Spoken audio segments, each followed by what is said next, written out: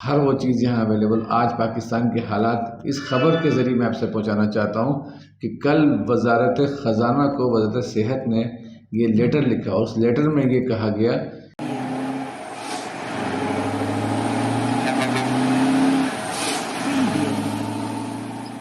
السلام علیکم دوستو، میں سید اشتیاق اپنی ایک نئی ویڈیو کے ساتھ، اور امید کرتا ہوں اللہ کی ذات سے کہ آپ لوگ بالکل خیریت سے ہوں گے۔ دوستو آج کی ویڈیو پھر پاکستان کے حالات، پاکستان کی اکانومی اور کیا پاکستان ڈیفالٹ ہو چکا ہے اس بارے میں بتاؤں گا۔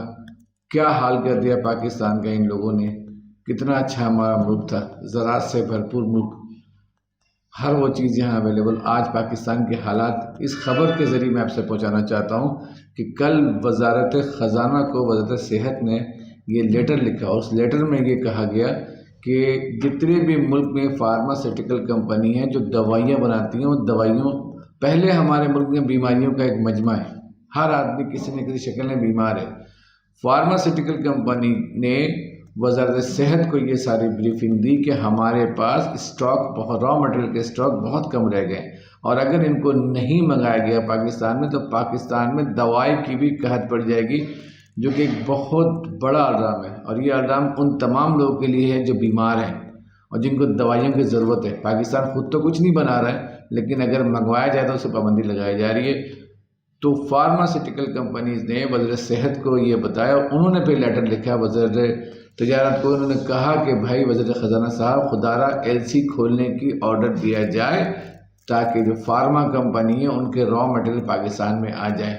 اگر یہ نہیں آئیں گے تو پاکستان کے حالات دوائیوں کے شکل میں بہت برے ہو جائیں گے۔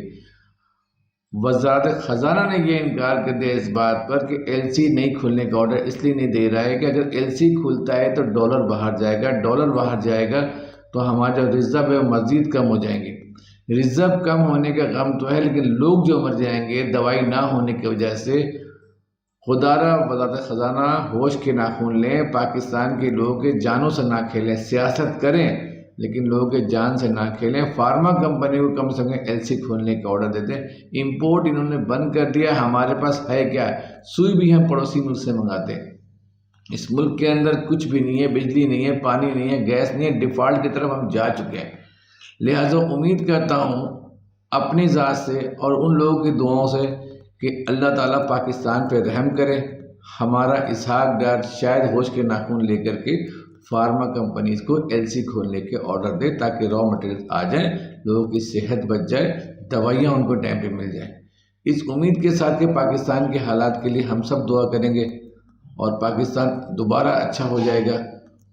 اللہ تعالیٰ پاکستان کو بہت ترقی دے گا۔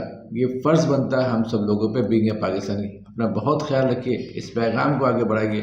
السلام علیکم ورحمۃ اللہ وبرکاتہ۔